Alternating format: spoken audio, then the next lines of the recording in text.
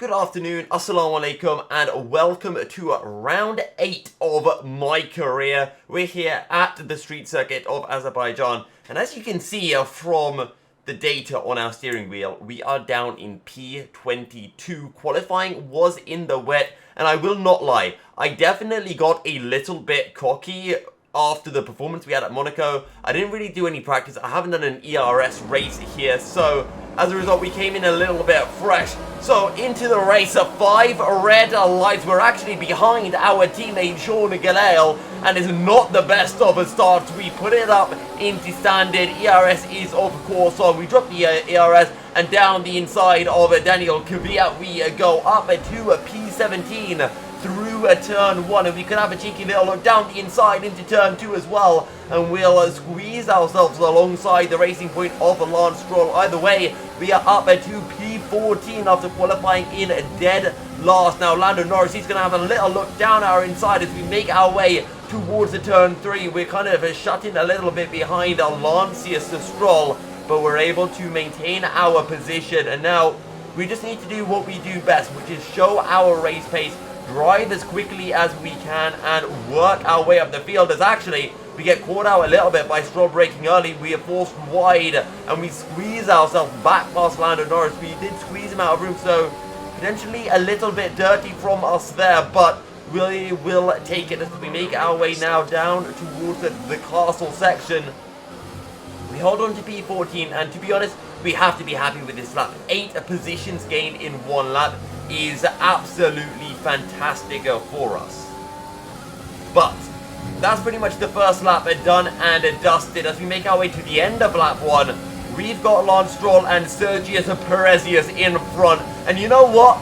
We'll take both of them. Why not? And the engine seems to be working well despite us despite the engine of our car not being up to scratch. Remember what we said before, as we're really late on the brakes and we almost run into the back of Sainz, but you can see the red little icon on the bottom right of the screen. That shows just how worn our engine components are. But we hold on to P12 from Perez and Lancius, and now at the end of lap 2, Sergius Perez has a close up to us. We just want to hunt down Carlito, but we're going to be a little bit too far away. We don't go defensive. Perez goes down our inside. We're going to hold on to the position the long way through turn 1, and that is us holding on to P12 for now. But we run a little bit wide on the exit of turn 2. And Sergius Perez will get a good run. We go defensive, but the DRS is just too OP. And Perez goes up to P12. Milkius Cerealus down to P13. And it's going to be P14 soon as well, as Lancius Strolius will pass us up into P13. Lap 4 of 26 now. And as we start lap 5, Lando Norito we'll have a little look down our inside, but we're able to hold it the long way around. Of course, we're on hard tires, but so is everyone else around us.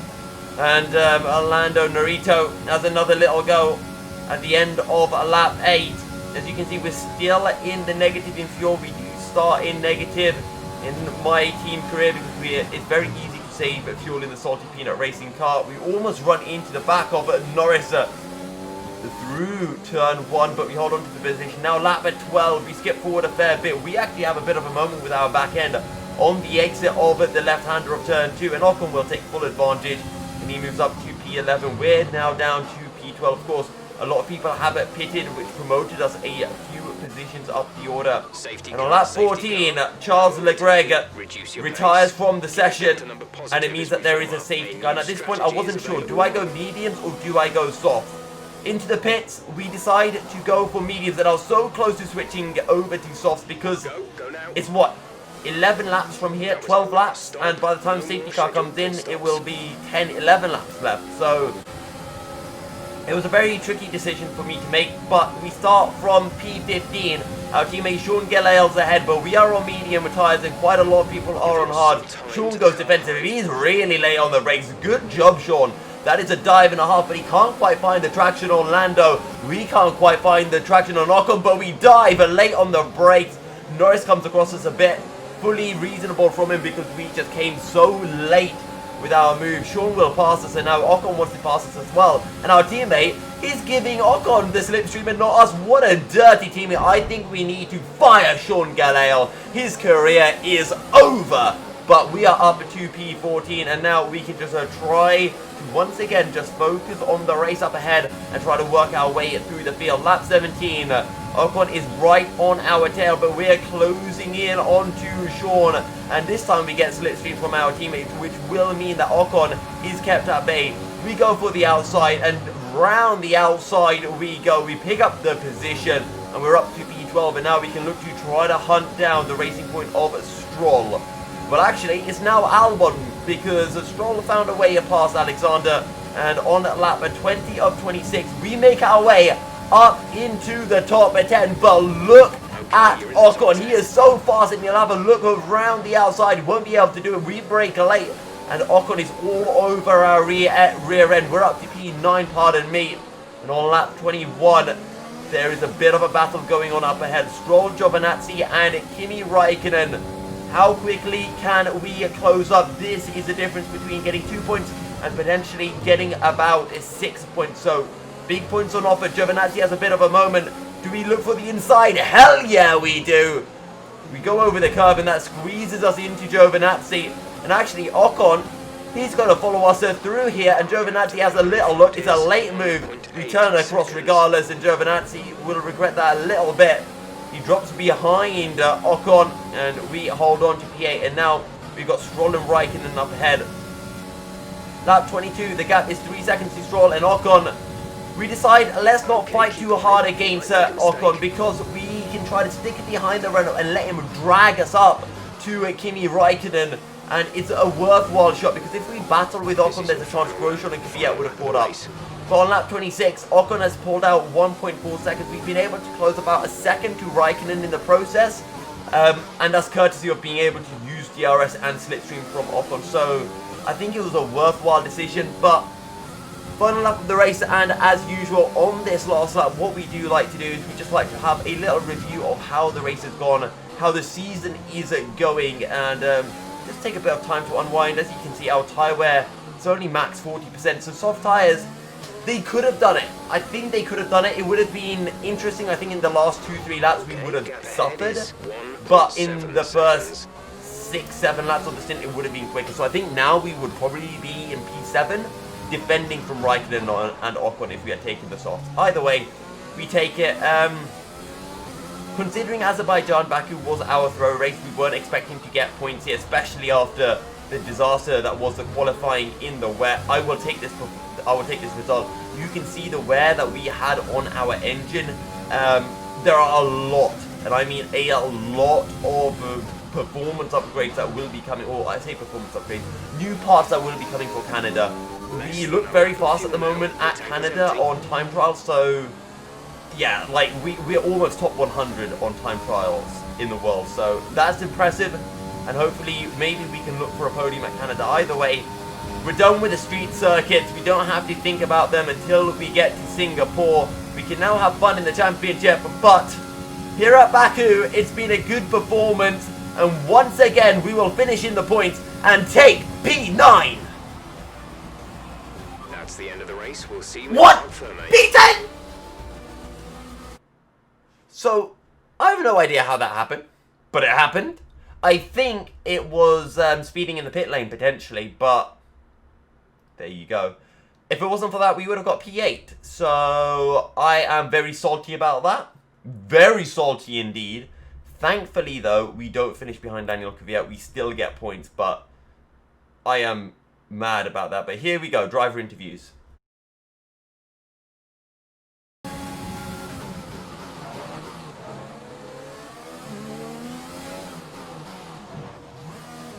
NANI?! So that was an exciting race from our perspective. Let's have yours.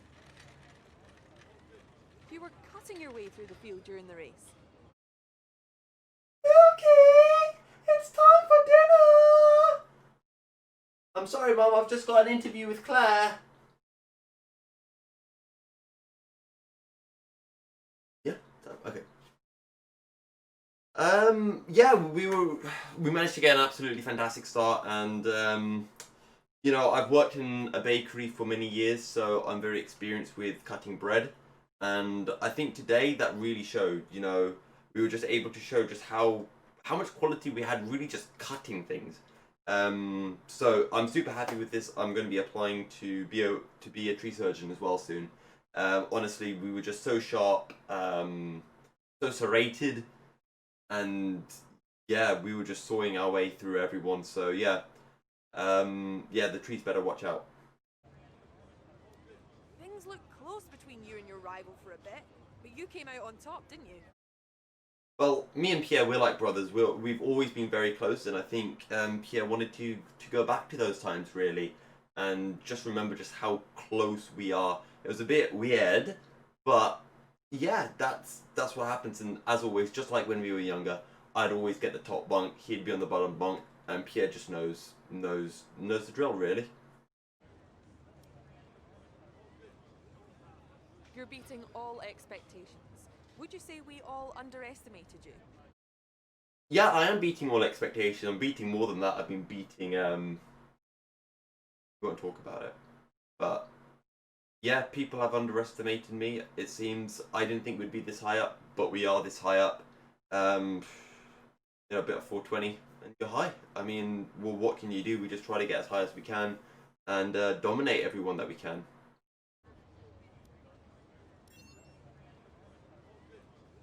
You scraped the walls a few times. Were you struggling for grip?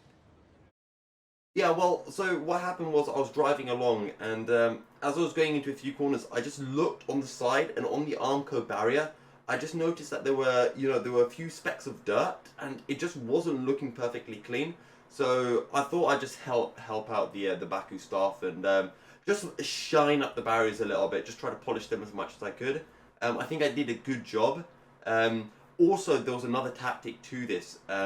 By doing that, it removed the colouring on the side of my tyres. So whenever I'd battle with someone, they wouldn't know what tyres I had. They'd actually think I had black tyres, and this really confused them. So yeah, it was about hitting two birds with one stone, or hitting two walls with one car really, and we were able to do that. So honestly, I have to thank John over in the strategy department for Salty Peanut Racing. He came up with the idea, and we were questioning it first, but we tried it a few times on the simulator, and it worked. So we thought, you know what, let's give it a go. We've got nothing really to lose.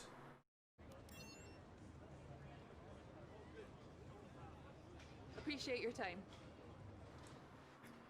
Alright then, I hope you enjoyed the interviews. We're going to sign up some sponsors. Apparently we need to beat a rival during our race and achieve a top 10 finish, which is definitely doable. Here we go then, new components coming in. The kinetic motor generator unit, MG UK. We're going to be putting in a CE as well. And while we're at it, let's just do the ICE as well. You know, let's just put everything in. We're going to have a super fast car. Let's change the energy storage too. Everything is changing just like the world around us.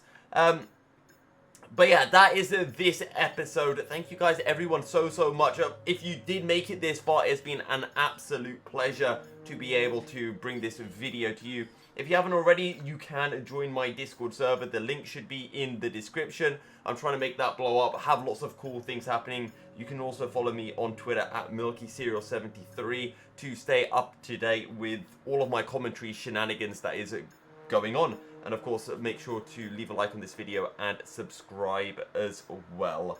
Until next time, guys, stay milky and assalamu alaikum. Oh, wait. One more thing. I'd also like to mention, I'm a really honest person, so I always like it when I get honest feedback. If you don't like aspects of my video, please do let me know, and I will do my best to work on it. Just like I got a really good a bit of feedback, which I'll show now. But yeah, keep the feedback coming in. I'm always trying to work on it.